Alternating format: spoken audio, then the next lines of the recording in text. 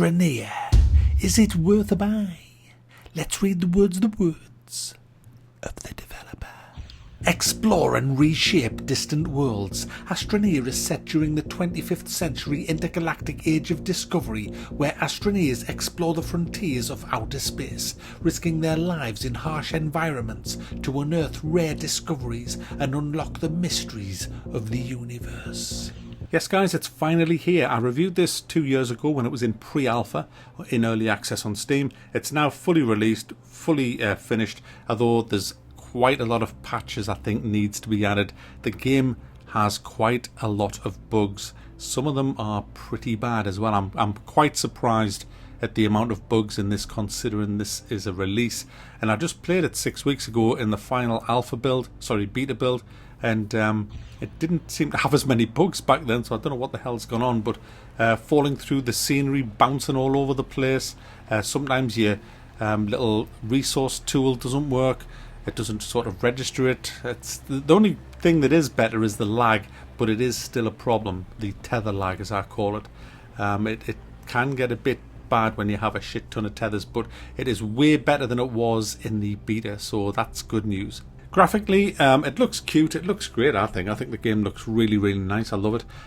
There's not a lot of graphical options, but you can change the resolution.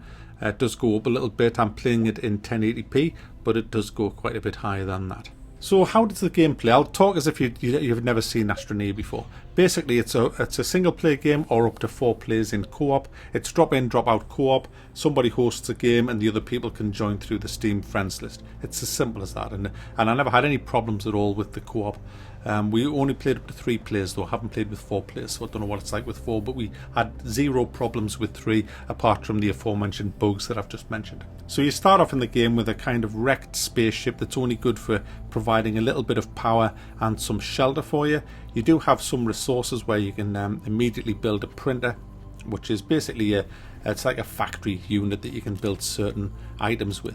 Now, there is a lot of items to build in this game, but in order to be able to build them, you have to first unlock them. And you do that through research points. So one of the first things you have to build is a research station. And what you put in there is these alien objects that you find while you're exploring the various planets. There are 7 planets to explore. You start off on the easiest one, which hasn't really got much danger on it unless you go deep down in the caverns, and you will have to get resources. And the idea is you build a spaceship on these planets and you head off to the other planets to get the resources that's on them that aren't on the planet that you start on, because each planet has its own set of resources, so you have to jump around from different planets, and each planet has its level of difficulty and its own challenges. So that's kind of the game. It's overcoming the challenges of setting up camp on all the different planets to get the actual resources that you need. And there's a lot of mining and grinding. It's like No Man's Sky. There's shit tons of mining and grinding. I compared this game a lot to No Man's Sky when I reviewed it 2 years ago in early access. At that point I said it was way better than No Man's Sky. Now I don't think it is. I think No Man's Sky is better than Astroneer. I think my main problem with Astroneer is I don't think there's enough content being put in it. It's all the same kind of thing. Once you've done it on one planet, you've pretty much done it on all of the planets. There's a lot of fun things to build, a lot more than there was the last time, but I'm still a bit disappointed. And I know it isn't that kind of game, but I think it would have made it so much better if you had to kind of defend your base from maybe indigenous life forms, alien attack or whatever. Just get some turrets up, have a perimeter around your base. I think it could have been better. It could have been better. That's not to say that it isn't good. The first sort of 6 hours, I've done over 20 hours in the game now, I think. The first 3 or 4 hours today playing it, I didn't really enjoy it that much. I actually streamed it. I wasn't really enjoying the game, and it was because I didn't have the right tools, and just seemed like work. But as I got further into it and explored other planets and got a tractor with a shit ton of trailers on it, it's way better. I'm having fun again in the game. It is grindy and it can get repetitive, but it is nice just having a little objective where you're trying to get off the planet and get to somewhere else. I did get to another planet, and then I realised I hadn't built an oxygen machine, which is a huge a huge 8,000 research points, which took us about an hour and a half to get. So I had to come back and research that. So it is kind of grindy, this game. There's a lot to do in it, a lot to explore, and a lot of stuff to loot. But as you get more and more things unlocked, you can get better tools that make it go faster and more fun. Lots of different vehicles with drills on the front.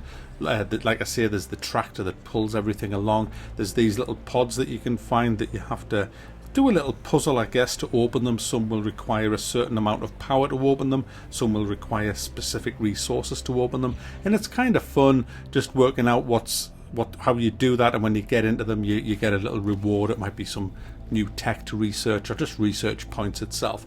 There's quite a few different buildings to build. There's different ways to power everything, and everything needs power. There's solar power, which is good for when the sun's out. There's wind power, which is obviously the turbines when it's windy.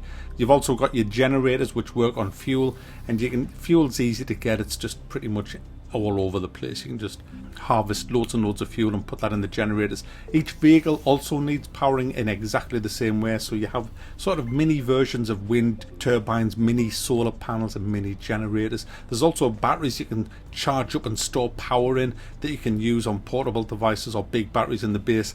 It's really fun, and it's really kind of ingenious the way that you power everything, and you can see your power levels drop, and it's all bright and colourful, and it looks fantastic. And it's one of these games, guys, when you just want to break from, you know, the franticness of other games where you run around shooting the shit out of everything.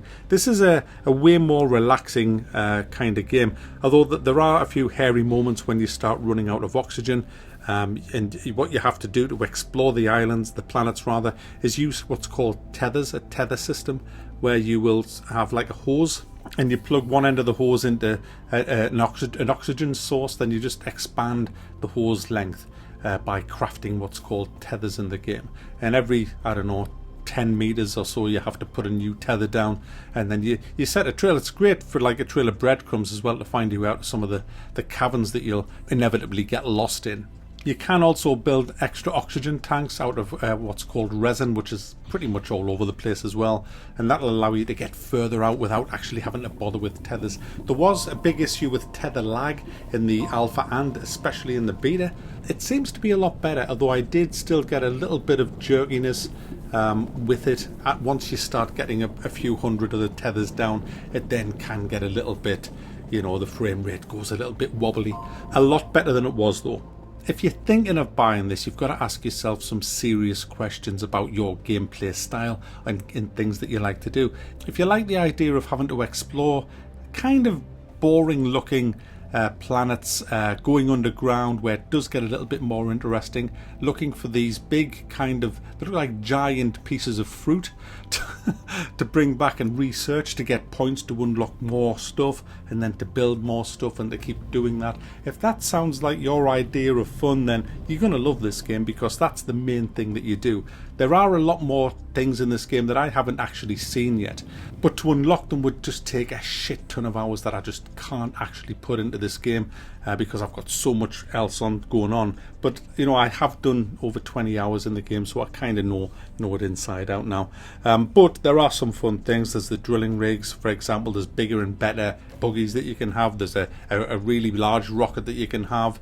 There's quite a few other little vehicle things and drilling things that you can buy that look really, really fun. And I'm definitely going to keep playing this game, because it is one of them kind of go-to games for someone like me who maybe just wants to relax a little bit, do a little bit of co-op, because we need some good co-op games. This is definitely a decent co-op game. The price has gone up by £8 if you didn't get it when it was in early access. It's now £23, but at the minute it's got 20% off, I believe, or 10% off. It's not going to be for everyone. It's going to be a bit marmitey, I think. You're either going to love it or you're going to hate it.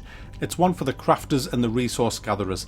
Exploration is top of the bill as well with this, with 7 different planets with 7 different challenges on it. So there you go, guys. Astroneer, a little bit disappointing. It's not a brilliant game. It's not a bad game, but it's better than average game. So I'm going to give it a thumb up.